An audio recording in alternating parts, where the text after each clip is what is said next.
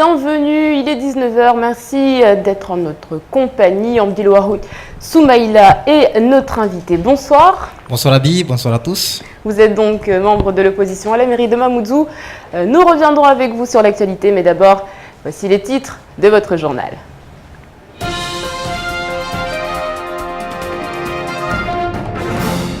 Deuxième semaine de protestation contre la réforme des rythmes scolaires. Les parents d'élèves bloquent une par une les écoles maternelles et primaires. Nouvelle école fermée à Akwa, Chirongi, Pasmaïti ou encore Mtsapéré.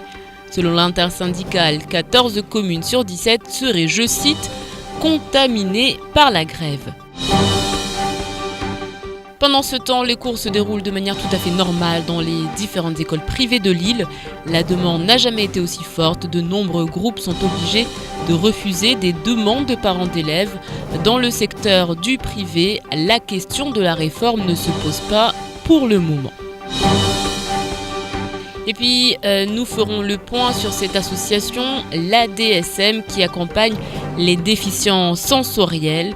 Un partenariat exceptionnel sera mis en place entre KTV et cette association qui s'occupe de la prise en charge de ces personnes en situation d'handicap.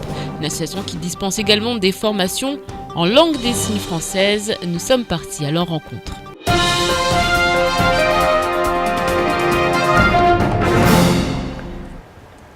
Mais avant de développer ces titres, cette information, l'ARS déclenche un nouveau point épidémiologique. En effet, début août, les médecins de Mayotte ont constaté une augmentation des gastroentérites. Cette épidémie touche l'ensemble de l'île et principalement les enfants de moins de 6 ans. La RSOI rappelle la nécessité de respecter attentivement les mesures d'hygiène et souligne l'importance d'une réhydratation précoce dès l'apparition des premiers symptômes, une information que nous développerons bien évidemment dans nos prochaines éditions.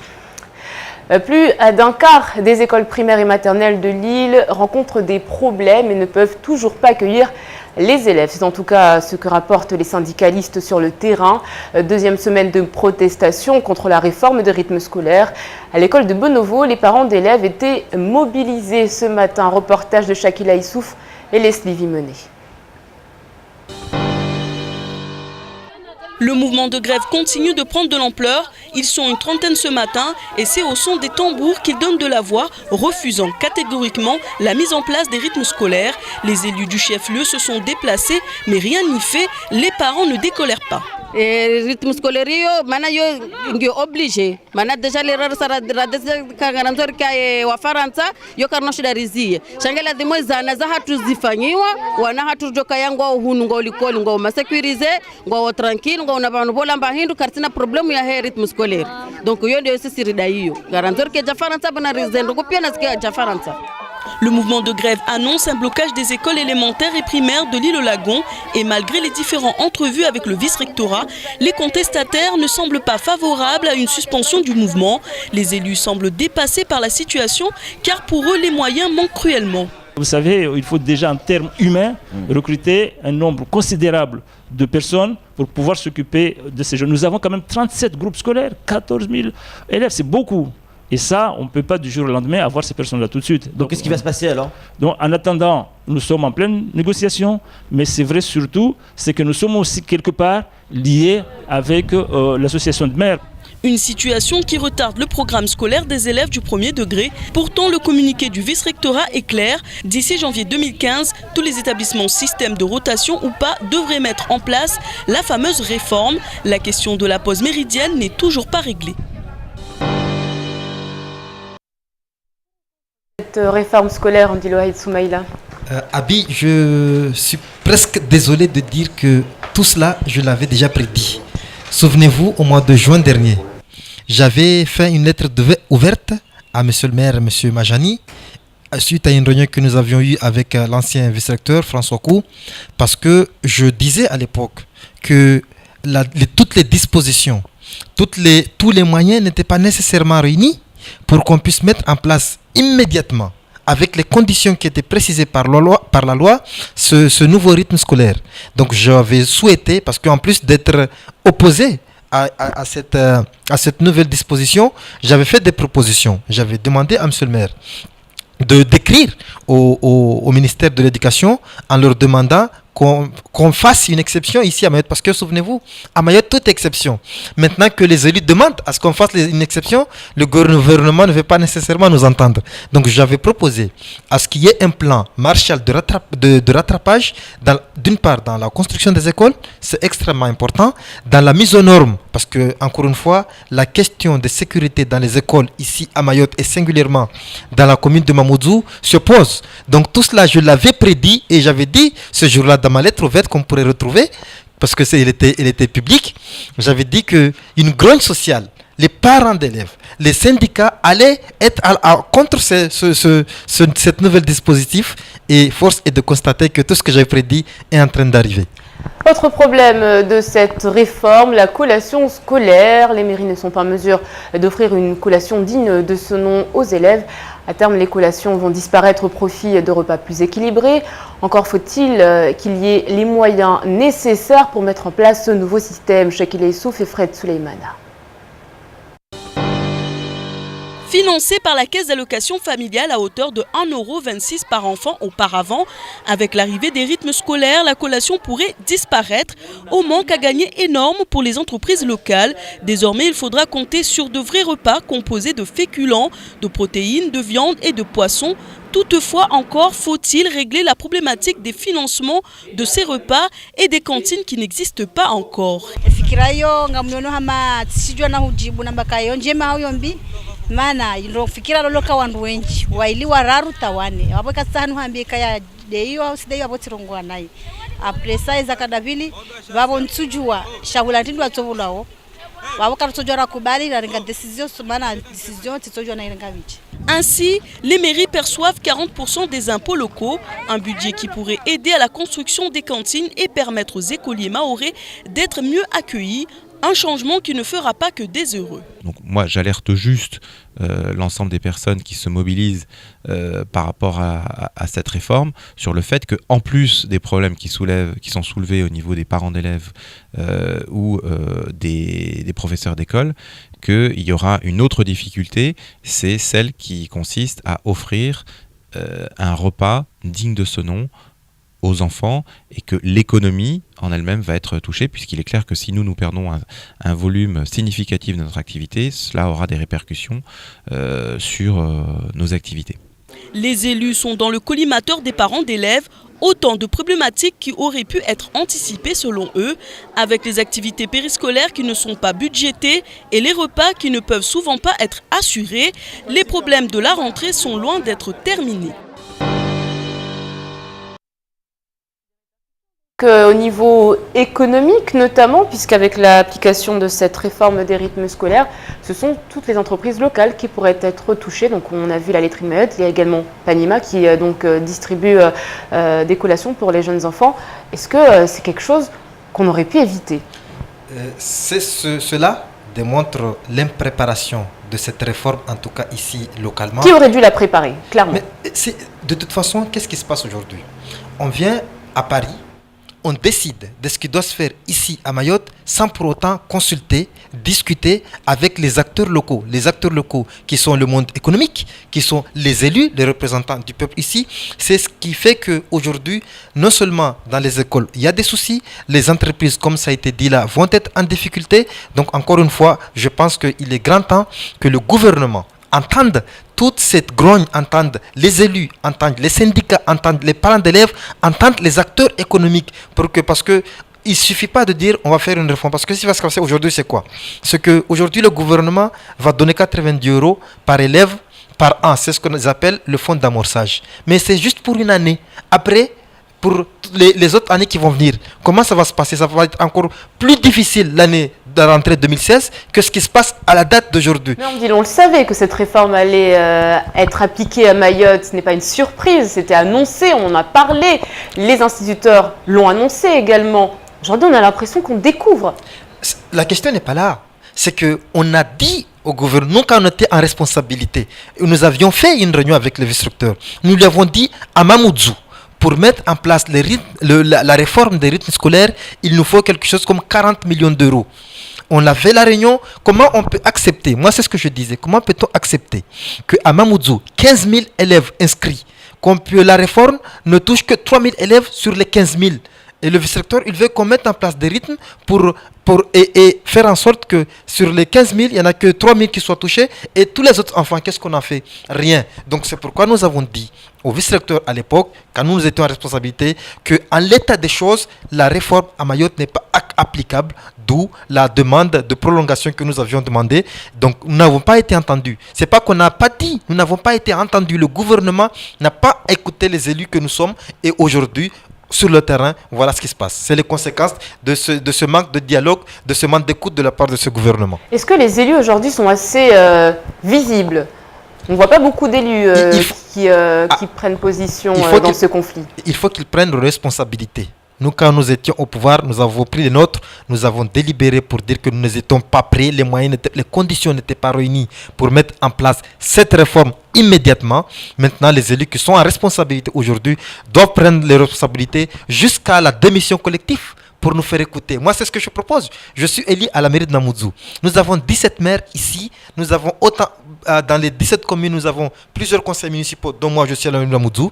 Je demande si le gouvernement ne veut pas nous entendre, dans ce cas-là, que tous ensemble, collectivement, on pose notre démission sur la table. Justement, est-ce que dans ce dossier, c'est cette question-là qui peut-être n'a pas été assez soulevée, la solidarité des élus, peut-être l'écoute des élus, l'empathie des élus envers les populations? Je pense que la réforme a été votée l'année dernière. Les élections municipales sont passées par là. C'est vrai qu'au début, parce que certains étaient proches du pouvoir actuel, on avait minimisé les conséquences de cette réforme. Maintenant, j'ai cru comprendre que même le président de l'association des maires, qui est aussi un ami du gouvernement actuel, avait dit que aujourd'hui, en l'état des choses, parce qu'il a aussi découvert, lui, la mairie de Zauzi-Laboratoire, les conditions, en tout cas les finances de sa collectivité, avait aussi dit qu'en l'état des choses, on ne pouvait pas appliquer la réforme. J'imagine que c'est parce que les élus, peut-être, ne sentent pas cette réforme. Certains, beaucoup emmènent leurs enfants dans les écoles privées. Ils n'avaient peut-être pas pris la mesure de la chose. Les parents n'avaient pas nécessairement été associés à la démarche en amont. C'est vrai, comme je l'ai dit, les élections sont passées par là. Des nouveaux élus ont découvert la chose parce qu'ils n'étaient pas nécessairement tous élus. Pour certains d'entre eux ont découvert la réforme déjà qui était applicable à la rentrée, donc à cette rentrée. À partir de là, je pense qu'il convient de nous faire écouter et à travers la structure association de maires qui regroupe les 17 communes, collectivement, si le gouvernement ne veut pas nous entendre parce qu'on nous dit si on n'applique pas la loi, on va être pénalisé, autant que nous le fassions tout de suite, nous posions tous dans les 17 communes, nous posions comment j'ai dit tout à l'heure, nos démissions en condition, si maintenant le gouvernement peut nous écouter, dans ce cas-là, je pense que c'est la solution extrême. Il y a un secteur qui ne connaît pas la crise pendant ce temps-là, comptez entre 185 et 300 euros par mois pour scolariser votre enfant, et ce, chaque mois au sein d'une école privée. C'est un secteur en effet qui est en plein boom malgré ce prix. Ils sont de plus en plus nombreux à délaisser les écoles publiques pour le privé. Des enseignants triés sur le volet, de meilleures conditions de travail et maintenant la non-application des rythmes scolaires. Voilà ce qui attire les parents d'élèves. Reportage à l'école primaire, je veux savoir. Bienvenue dans la plus petite école privée de Lille. Ici, une trentaine d'enfants sont scolarisés. D'un côté les CP, CE1 et CE2, de l'autre les CM1 et CM2. De petites classes, un enseignement personnalisé et une attention toute particulière pour ces jeunes pousses. Des conditions de travail qui attirent les parents d'élèves, lassés notamment par les grèves à répétition. La réforme des rythmes scolaires a convaincu de nombreux parents de scolariser leurs enfants au sein d'une école privée. Au niveau des rythmes scolaires, il faut voir parce que les enfants viennent de l'école le matin et les après-midi à l'école coranique, il faut voir quoi, parce que là ça s'est oublié carrément. Et en ce moment, les enfants, il n'y a personne qui fait ça. Si on leur donne l'opportunité d'aller à l'école le matin et les après-midi, à l'école coranique, qu'est-ce qu'on va faire avec? En effet, si la réforme attise la colère des parents d'élèves et des enseignants du premier degré, au sein des écoles maternelles et primaires privées de Lille, il n'y a aucune obligation d'appliquer cette réforme. Du côté du personnel enseignant, les rythmes scolaires ne sont pas à l'ordre du jour. Après, ça peut être très intéressant de mettre en place d'autres activités extrascolaires pour le développement personnel et culturel. Maintenant, on est dans une entreprise privée et ça demande quand même des ressources financières, de personnel, etc. et d'adaptation des parents qui du coup n'auront pas les mêmes horaires. Et c'est peut-être ce qu'ils recherchent en venant dans les écoles privées, d'avoir justement encore ce système de 7h-12h le matin. De nombreux parents sont sur liste d'attente. La demande n'a jamais été aussi forte au sein des établissements du premier degré. Déjà, les écoles songent à agrandir leurs locaux pour accueillir plus de classes. En attendant, pour ces enfants, la rentrée s'est déroulée sans encombre. Les choses sérieuses commencent désormais. De nombreux élus envoient leurs enfants en école privée, Amdil. Non, il ne faut pas stigmatiser les élus, pas seulement les élus. Vous savez, quand vous voyez les conditions de travail dans les écoles publiques, quand vous voyez des écoles qui sont extrêmement bondées, parce que la loi oblige à tous les maires d'inscrire tout enfant qui a moins de 16 ans. Donc on a souvent des écoles qui avoisinent 40 élèves. Comment un enseignant peut donner en tout cas une bonne éducation à une salle qui contient 40 élèves. Donc c'est comme tout parent, c'est normal quelque part que le parent prépare l'avenir, en tout cas l'avenir scolaire de son enfant. Donc c'est une très bonne chose qu'il y ait des écoles privées qui s'installent ici à Mayotte et j'encourage tous les maires à donner les espaces qu'il faut pour que ces écoles puissent s'installer. C'est ce qui permettra d'une part de régler les problèmes de rotation qu'il y a dans les écoles publiques, parce que le problème de rotation c'est un fléau que bien entendu nous sommes toujours à l'attente de ces 600 classes promises par le président de la République qui ne viennent toujours pas, promises par le président de la République qui ne viennent toujours pas. Donc là, l'une des solutions est l'installation de ces écoles privées. Donc aujourd'hui, on fait une croix sur l'école publique. Il faut passer par le privé pour avoir une bonne éducation à Mayotte. Faire une croix, je ne sais pas, mais tant que les conditions ne seront pas réunies, tant que l'État n'accompagnera pas les écoles, en tout cas l'éducation des enfants ici à Mayotte, tant que la solidarité nationale sur l'éducation ne jouera pas pleinement son rôle ici, je pense que le recours aux écoles privées, ça sera l'une des solutions. Il faut donc payer pour avoir une bonne éducation. Et je pense qu'il faut, pour préparer l'avenir de son enfant, je pense que l'argent ne doit pas beaucoup compter. Merci beaucoup, Amdil. Et dans l'actualité, également, on revient sur cette association à Mayotte. L'accompagnement des déficients sensoriels est concentré dans les mains d'une seule association, la DSM, depuis près d'un an. En plus de la prise en charge, elle dispense également des formations en langue des signes française. La prochaine séance de formation aura lieu fin septembre. C'est donc l'occasion pour nous de faire un point sur cette maladie, souvent méconnue sur l'île. Un reportage signé Camille Leca.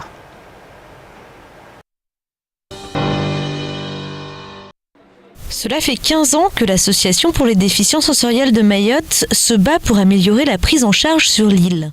Des enfants aux adultes, elle propose un accompagnement complet qui vise à mieux les intégrer à la société, de leur scolarisation à leur recherche d'emploi.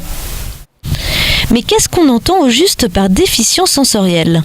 Explication avec la directrice Agnès Ramdé. Alors, on entend par déficience sensorielle tout manque, toute déficience des organes sensoriels. On va dire par exemple, nous essentiellement à la DSM, on va s'occuper de la déficience auditive, donc tout ce qui concerne l'ouïe, et de la déficience visuelle, tout ce qui est en lien avec les yeux. Alors il y a des structures qui s'occupent également de la déficience au niveau du goût, mais nous essentiellement c'est la déficience visuelle et la déficience auditive. Moniteur éducateur spécialisé, psychomotricienne, psychologue, animateur ou encore interface de communication pour les enfants scolarisés, l'équipe de la DSM accompagne ainsi 69 personnes au quotidien. Mais le travail ne s'arrête pas là. L'objectif est aussi d'aider les familles et de sensibiliser la population mahoraise. À ce jour, plus de 200 personnes auraient été diagnostiquées, mais beaucoup de déficients sensoriels de l'île n'ont aucun accompagnement, car le mal et sa prise en charge sont encore méconnus. On commence à connaître le handicap, surtout la déficience auditive, la déficience visuelle. On en voit, il y en a qui sont étonnés quand ils voient des non-voyants sur la route, mais ça existe à Mayotte. Donc le travail de sensibilisation, on l'a commencé réellement sur l'année 2013, depuis qu'on a eu l'agrément avec l'ARS. Mais on va accentuer, on va mettre l'accent, améliorer la sensibilisation sur, par exemple, l'utilité de faire un dépistage, un diagnostic, où est-ce qu'il faut aller après, la procédure à suivre et comment est-ce qu'on peut être accompagné si toutefois on est sourd, malentendant, aveugle ou malvoyant. Et l'association ne relâche pas ses efforts. Après avoir reçu un agrément fin 2013, elle développe aujourd'hui la formation à la langue des signes française. Des formations ouvertes à tous qui se tiendront du 22 au 26 septembre prochain. De nouvelles antennes de la DSM devraient aussi ouvrir leurs portes à Iloni et Bandraboa. Puis sachez que vous pourrez retrouver dès demain la DSM sur KTV dans l'émission le 18h, La Bonne Humeur de Dominique Georges. En effet, chaque jour dans cette rubrique spéciale Un mot, un signe, deux membres de l'équipe décrypteront pour vous un nouveau mot, tout nouveau rendez-vous sur KTV. Après plus d'un an de travail, le parc marin, le 18 août dernier, 7 opérateurs sur 8 ont signé une charte visant au respect des mammifères marins et de leurs habitants dans les eaux de Mayotte. L'objectif est de protéger l'environnement du mammifère et de découvrir le lagon de Mayotte d'une manière beaucoup plus respectueuse. Mais qu'en est-il sur le terrain? Cette charte est-elle vraiment respectée? Balade à bord du Nautil en compagnie de Shakila Issouf. Fanion triangulaire, pas de doute, nous sommes avec un opérateur engagé. Embarquement immédiat, jumelle en main, la question plane au-dessus du lagon. Allons-nous voir une baleine au cours de cette sortie? Les heures passent, mais les sourires demeurent. S'il n'y a pas de baleine en vue, les clients passent tout de même un excellent moment. Et c'est le plus important. Après avoir rencontré les dauphins, direction l'îlot de Sable Blanc et petit détour vers le récif. Je m'appelle Jomi, je viens de la Guadeloupe. Et ça me fait beaucoup plaisir d'être dans les eaux ici et de voir toutes ces variétés de poissons. Je rêve la nuit, les coraux aussi. C'est magnifique. Le but de cette charte, protéger l'environnement, préserver les bonnes conditions de travail des prestataires, revaloriser la sortie en mer en vendant des propositions commerciales réalistes. On ne va pas dans un zoo, on est dans un milieu naturel. On a une chance exceptionnelle à Mayotte d'avoir énormément de mammifères marins différents. On peut avoir la chance de les rencontrer ou on peut avoir, comme aujourd'hui, la chance de voir des dauphins et pas de voir de baleines. Pour autant, il faut vraiment réussir à revaloriser ça pour faire comprendre aux clients que ça reste une journée exceptionnelle, même si aujourd'hui, les baleines se sont cachées, elles n'étaient pas là. On a eu la chance de voir autre chose qui est tout aussi intéressant. C'est une toute nouvelle coopération à la mer qui se met en place. À ce titre, le parc travaillera à la mise en place d'un label Whale Watching prochainement. C'est déjà une reconnaissance puisqu'on porte, on est labellisé, on porte les couleurs, on pourrait dire, du parc marin. On a suivi une formation, on a une reconnaissance, on attend une labellisation et puis pourquoi pas à terme des licences qui nous permettront donc d'exercer un métier reconnu localement et davantage. Pas de baleine donc, mais des souvenirs merveilleux, des rêves plein les yeux, un lagon exceptionnel et des sites de toute beauté. Après avoir sensibilisé les professionnels, désormais le parc marin avait un engagement similaire de la part des plaisanciers de l'île. Il serait près d'1 millier sur le territoire.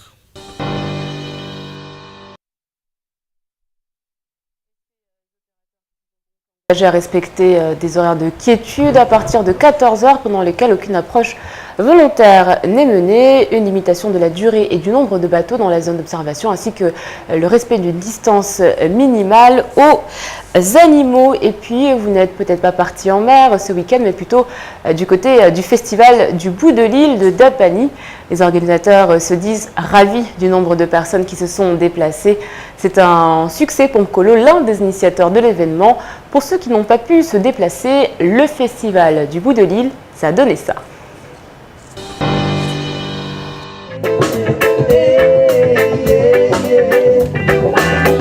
Plus d'1 millier de personnes se sont déplacées dans la commune de Bondjélé pour assister à ce festival version 2014. Une programmation qui aura pris plusieurs heures de retard. Qu'à cela ne tienne, les spectateurs sont venus voir les violons de Zanzibar, Nawal ou encore le groupe Bamboo One qui enflammait la scène. Malgré quelques impatients, les plus courageux sont restés jusqu'aux alentours de 4 heures du matin.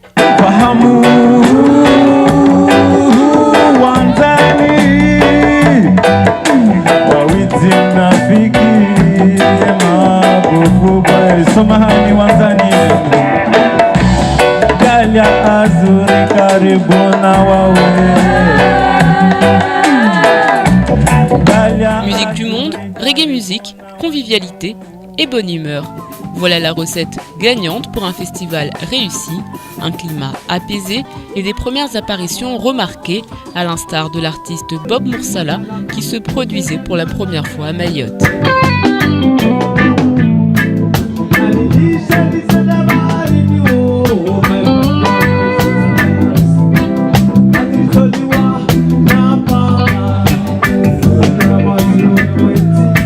Deux jours de musique au bout de l'île, un concept qui séduit de plus en plus de Mahorais. Et pour les absents, il faudra attendre l'année prochaine pour une nouvelle programmation.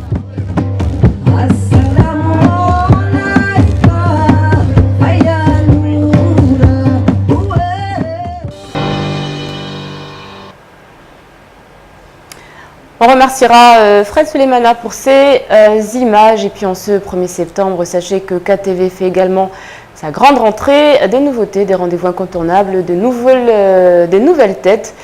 Et Camille Leca qui nous fait le point sur tout ça.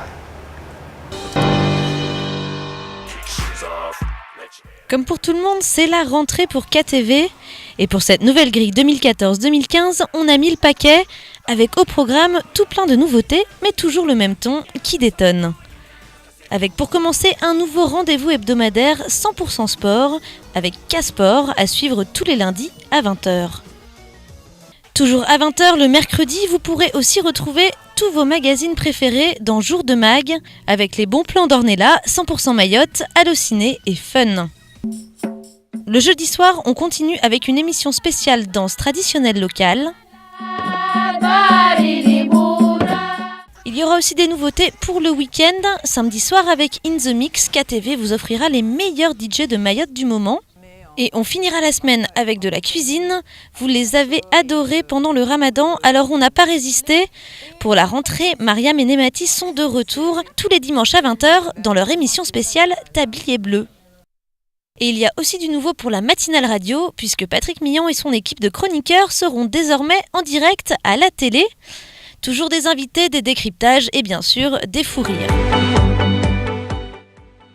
Et enfin dans les nouveautés, le 18-20 de Dominique Georges s'améliore en devenant 18h la bonne humeur, avec en prime un jeu d'argent à découvrir.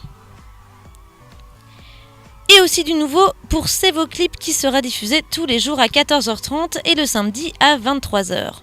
Sans oublier que Kwezi ne serait pas Kwezi sans le retour en force de toutes vos émissions préférées, la saison 2 du Banga Bordel de Camar tous les jours à 16h, la saison 3 de Face à la rue les mardis à 20h, et enfin K16 et Studio 101. Kwezi, c'est aussi l'info 100% locale avec 1 heure de direct quotidien de 19 à 20h, suivi des rendez-vous de l'info le week-end. Avec tout ça, pas de quoi s'ennuyer, alors branchez-vous et bonne rentrée sur KTV.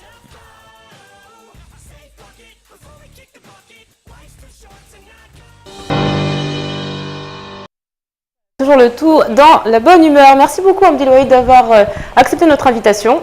C'est moi qui vous remercie, c'est toujours un plaisir. À toutes nos questions, puis on sait que vous êtes vous fidèles à KTV. En attendant demain, on souhaitera une bonne fête à Ingrid et à Juste. Et puis sachez que Pierre de Courbetin est décédé un 2 septembre 1837. Malheureusement, pas le temps pour la citation. On se rattrapera demain. Je vous souhaite une excellente soirée sur KTV. Dans quelques instants, la météo suivie du journal en mahorais. Et puis Bakar Aliboto est l'invité de Patrick Millon dans le temps de parole. Excellente soirée sur KTV et à demain pour un nouveau journal.